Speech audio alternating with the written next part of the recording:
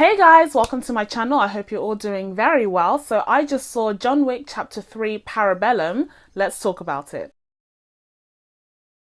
John Wick Chapter 3 is directed by Chad Stahelski. I think it's safe to say that much like Mission Impossible is known for its outrageous stunts that Tom Cruise keeps doing, John Wick has really created a niche for himself by asking and answering the question, how many unique, horrible and gruesome ways can someone be killed? So first we're going to start off with the good, and then I'm going to talk about some of the things that I didn't quite love about this entry. But I have to say, just overall, this franchise delivers when it comes to its action sequences, and Chapter 3 is no different. Here you have action sequences that are so impactful, so unrelenting. Every single sequence is carefully thought out. You see that every single move is calculated, and the way in which the physicality is expressed here is absolutely amazing. You see people's different power sets. You see how they utilize the space around them. I think it's so creative. As a result, the audience is kept at the edge of their seat, not because they fear for John Wick's life, but because they know that the enemy is going to die. They just don't know how. What Keanu Reeves lacks in his line delivery, he more than makes up for in the physicality of John Wick. And even though he's not much of a talker, his actions speak far, far louder than any words ever could. The way that the character stumbles around as he moves through a city that is filled with assassins trying to kill him, it makes you remember that actually the events of the previous films in this timeline would have happened very close together. And so he is literally the walking dead. He is so exhausted and his body has been through so much physical strain, and that just highlights how amazing it is that he is able to fight back so efficiently, so effectively.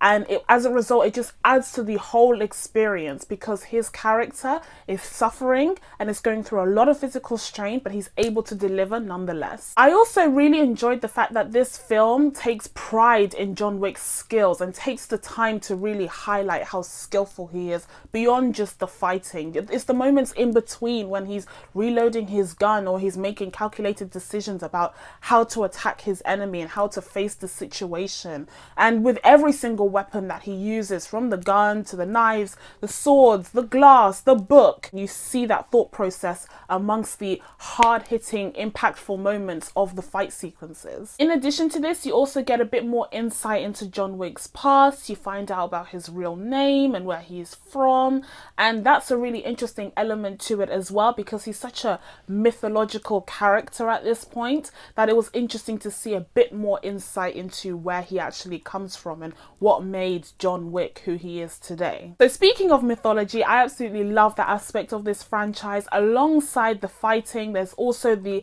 continental, the high table, all of these different structures surrounding the assassin network. I think it's absolutely fascinating, and I can't wait to see what the spin-off series actually does with this concept, because it's such a genius idea. This story that was just about a man who had lost everything and was holding on to a dog that represented all that he lost has now become a whole network. I absolutely love that. I love that this film dives into that a bit more and plays off of that.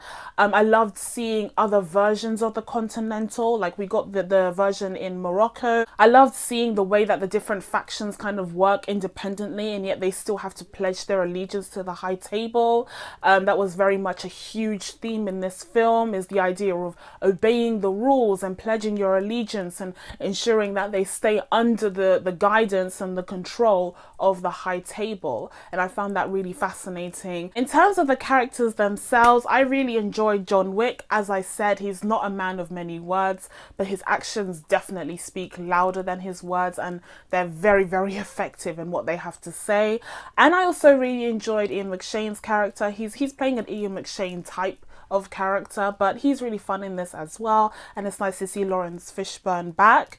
But what I really enjoyed was seeing Lance Reddick's concierge character, who had a bit more action and a bit more play in this film. That was exciting because he's so calm and collected, and to see him get stuck into the action and really get involved was really exciting to see. I also really enjoyed Halle Berry's entry into this franchise. I think there's a lot that they can do with this character.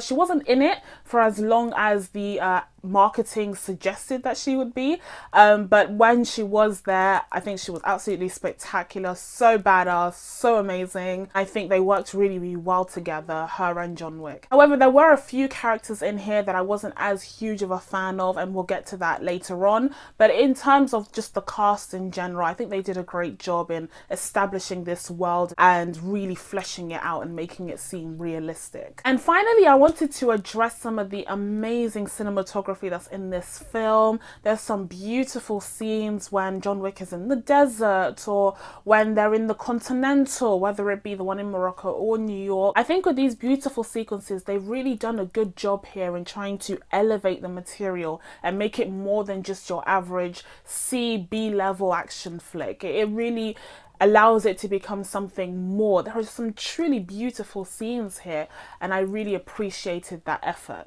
Now let's get into some of the things that I wasn't as much of a huge fan of in this film. I would just say that some of the characters, as I alluded to earlier, didn't really land for me.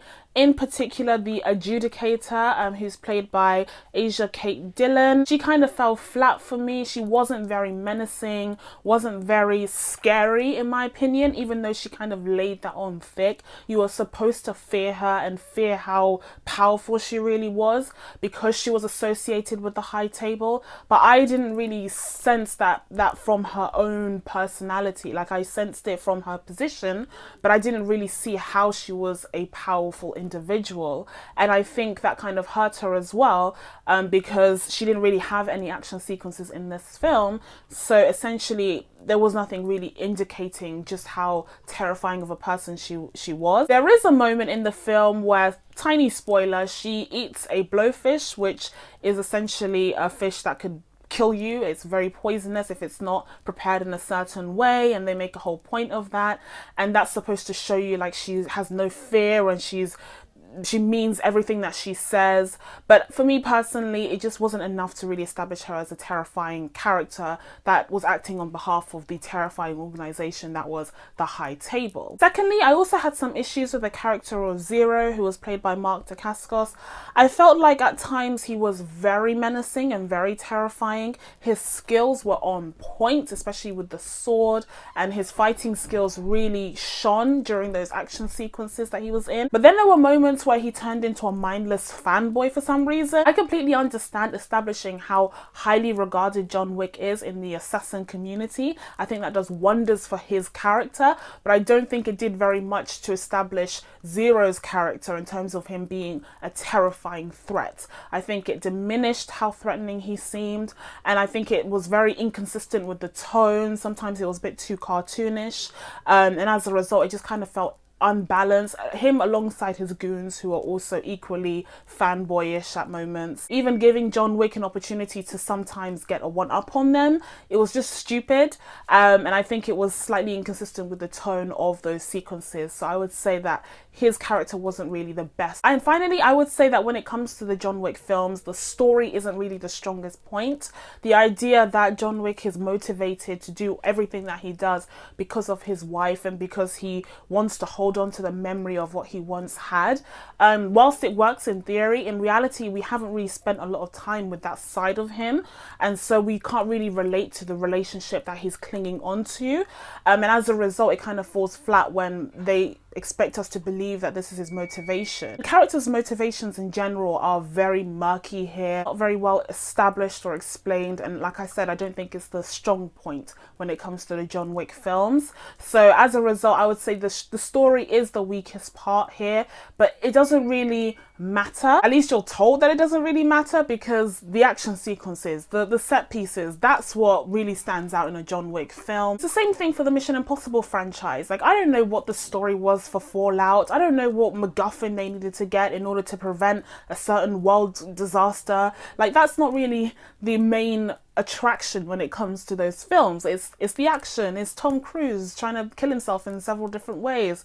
Everything else kind of stands above the actual story, and I think the same can be said here. But overall, I would say that John Wick 3 delivers on what the other two John Wick films have done already, establishing this badass character that has an insane mythology surrounding him that is very well earned because of how badass he is. John Wick Chapter 3 delivers yet another high impact, unrelenting action experience, and I'm going to give it a 7.5 out of 10. So now that I told you guys what my thoughts were on John Wick Chapter 3, it's time for you guys to let me know what you thought of the film down in the comments below. Please be sure to subscribe so you can catch any new videos. Thank you guys so much for watching. I really appreciate it, and I will see you in the next one. Bye!